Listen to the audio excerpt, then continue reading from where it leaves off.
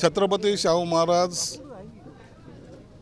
आणि डॉक्टर बाबासाहेब आंबेडकर यांची झालेली भेट आणि महाराजांनी डॉक्टर बाबासाहेब आंबेडकराला पुढचा राजा, दलित जनतेचा राजा म्हणून जी घोषणा केली ती ही माणगाव, मला या ठिकाणी आल्यानंतर तो विशेष आनंद जाणवला। गावकऱ्यांची एकता या ठिकाणी पाहण्यात आली। आजही गावकऱ्यांनी 4.5 एकर जमीन ही बाबासाहेबांच्या जीवनचरित्रावर जे काही वास्तू उभी करायची त्याला दिली, त्याबद्दल सरपंच त्या सर्व गावकऱ्यांचे मी आभार मानतो। एक सलोखा ज्याला म्हणतात तो टिकवण्याचा माणगावच्या या लोकांनी केलेला प्रयत्न हा उल्लेखनीय आहे। पार्टीच्या वतीने खरं तर कार्यक्रमाचं आयोजन करण्यात आलं। जनजागृतीमध्ये पार्टी खरं तर कमी पडते, कार्यक्रमाची माहितीच नसते। इथे असलेल्या निम्म्या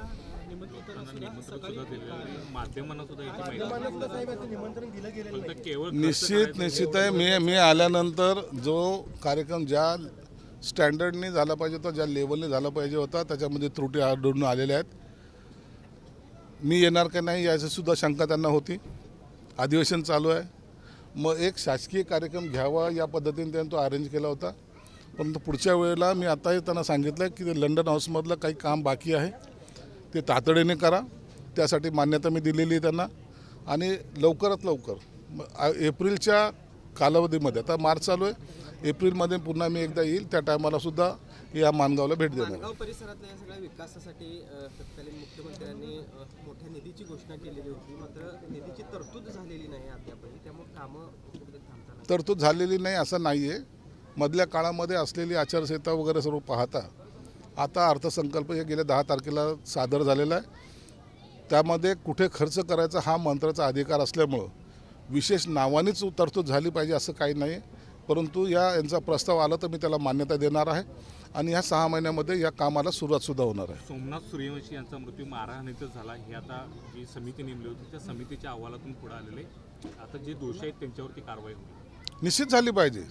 सोमनाथ सूर्यवंशीचा जो मारहाणीमध्ये मृत्यू झाला असा जर अहवाल आला असेल, त्याला जो कोणी कारणीभूत असेल त्यांच्यावर कारवाई झालीच पाहिजे, ही शासनाची भूमिका आहे। आणि मुख्यमंत्र्यांनी हे स्पष्टपणे सांगितलेलं आहे, या जो दोषी आढळेल त्याच्यावर कारवाई ही होईलच। दिशा सालेर प्रकरणामध्ये आदित्य ठाकरेंचा समावेश आहे। 2-3 दिवस पुन्हा हे प्रकरण उभं राहिलेलं आहे, काय सांगू शकाल? दिशा सालेर प्रकरण हे अत्यंत गांभीर्याने घ्यायचं प्रकरण आहे, याला राजकारण म्हणून पाहू नका। त्याच्यामध्ये जे काही तुमच्या चॅनलच्या माध्यमातून बातम्या आलेल्या आहेत, त्या दिवशी घडलेली तिथलची रात्रीची पार्टी, तिथं तिच्यावर झालेला बलात्कार, रेप ज्याला म्हणतात, अशा प्रकार झालेलं रेप, आणि त्याच्यातून तिला जे ढकलून देण्यात आलं, म्हणजे ढकलून दिलं नाही तर तिला मारल्यानंतर फेकलं, तिच्या कुठेही डोक्यावर जखम नाही आहे, तिच्या कुठे शरीरावर जखम नाही आहे, मग असा मृत्यू होतो कसा, हे सगळं संशयास्पद आहे।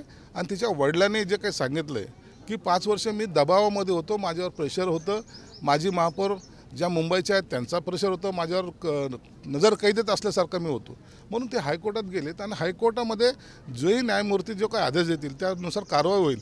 परंतु निश्चितच एक महिलेवर अशा प्रकारचा राजकीय ताकद वापरून जर अत्याचार होत असेल तर त्यांना सगळ्यांना फासावर लटकवलं पाहिजे।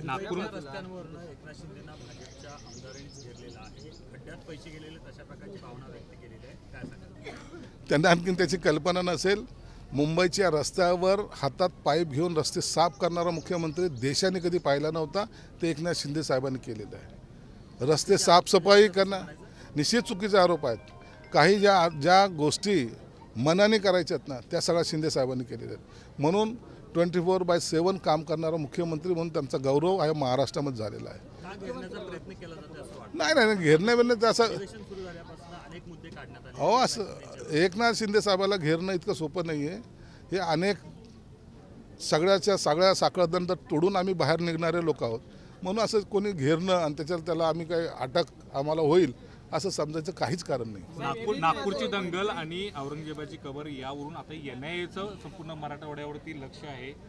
प्रामुख्याने ही दंगल कोणी पेटवली असं वाटतं तुम्हाला, आणि NIA आता त्यामध्ये एंटर करते? हे बघा, अतिरेकासाठी काही जे काही केंद्र आहेत भारतातली, त्यामध्ये प्रामुख्याने अडवाणीच्या काळामध्ये सुद्धा, ते उपपंतप्रधान असतानाच्या काळामध्ये सुद्धा संभाजीनगर हे नेहमीच अतिरेकाचा अड्डा मानल्या जात असलेलं आहे।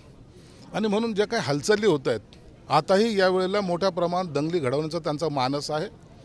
त्याचा एक भाग लोकांचं लक्ष केंद्रित करण्यासाठी झालेली ती नागपूरची दंगल आहे, परंतु त्याचा परिणाम आता या पूर्ण मुंबईमध्ये किंवा इतर महाराष्ट्राच्या ठिकाणी होण्याची शक्यता नाकारता येत नाही. म्हणून शासनसुद्धा तेवढं सतर्क आहे आणि शासनाने यांना सगळ्याला ठेचण्याची भूमिका घेतलेली आहे. संभाजीनगरमध्ये आता कोण आहेत असे की जे दंगल भडकवू शकतात संशय? अनेक तर दर महिन्याला आमच्याकडे पकडले जातात, आमच्याकडे बांगलादेशी पकडले जातात, आमच्याकडे असे अतिरेकी कारवाई करणारे लोक पकडले जातात. आमच्याकडे सगळी लिस्ट आहे तशी. म्हणून हे सेन्सिटिव्ह शहर ज्याला म्हणतात ना, त्याच्यामध्ये संभाजीनगर हे प्रामुख्याने घेतले जात आहे. मुंब्रा असेल, मालेगाव असेल, हे सगळे आहेत, त्याच्यातला एक संभाजीनगर आहे. म्हणून आता त्याच्यावर जो कोणी भेटेल त्याच्यावर कारवाई ही होणारच आहे. सर 2008ला जो मालेगाव ब्लास्ट झाला त्यामध्ये आता परमवीर सिंगांचं नाव समोर येते, त्यांचा हात असल्याचं. कारण परमवीर सिंगांनी तत्कालीन जे महबूब मुजावर म्हणून ATSचे प्रमुख होते त्यांना सांगितलेलं होतं की राष्ट्रीय स्वयंसेवक संघाच्या अध्यक्षांना ताब्यात घ्या. त्यांनी घेतलं नाही म्हणून ही सगळी कारवाई आता होते असं नाही. असं नाही, जो कोणी आता बघा हे सगळ्या दंगलीमध्ये जो कोणी आरोपी असेल त्याच्यावर कारवाई झाली पाहिजे. कुणाला पाठीशी घालायचा सरकारचा प्रयत्न नाही, पहिलाही नव्हता, आजही नाही, भविष्यात राहणार नाही. शिवाजी महाराजांनी संभाजी महाराजांबद्दल अपशब्द वापरणारा कोरटकर अजूनही गायब आहे. त्याला पकडण्यासाठी कोल्हापूरची 2 पथकं नागपूरमध्ये पोहोचले, मात्र अजूनही सापडत नाही. अशा पद्धतीने निश्चित तो पकडला, त्यांचा अपमान करणाऱ्यांची खरं तर निश्चित पकडला जाईल.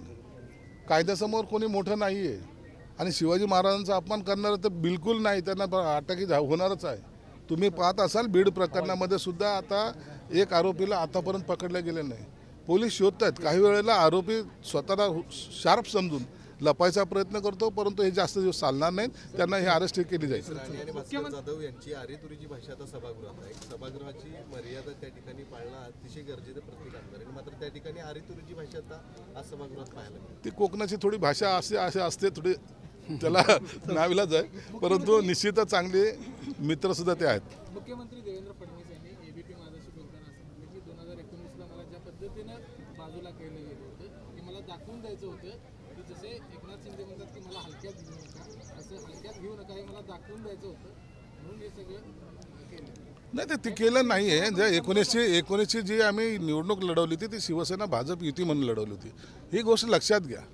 निवडणूक एका युती म्हणून लढायची, निवडणूक झाल्यानंतर सत्तेसाठी दुसऱ्याकडे जायचं, हे जे काही प्रकार होता तो चुकीचा होता. मग त्याचा राग हा प्रत्येकाच्या मनात होता आणि आम्ही मग ते घडवण्यासाठी पुढाकार घेतला आणि तो चमत्कार आम्ही घडवला. तर बच्चू कडू आपले एकेकाचे सहकारी आहेत, मात्र कर्जमाफीची तुम्ही घोषणा केली होती, अजून होत नाही म्हणून आता ते आंदोलनाला बसलेत रायगडाच्या पायथ्याशी आंदोलन करतात. बच्चू कडू आंदोलन करतायत, त्याची दखल सरकार घेईल.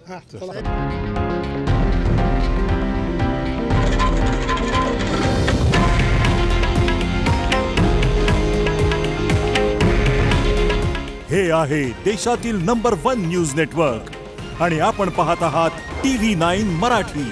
काळजी तुमची, हित महाराष्ट्राचं.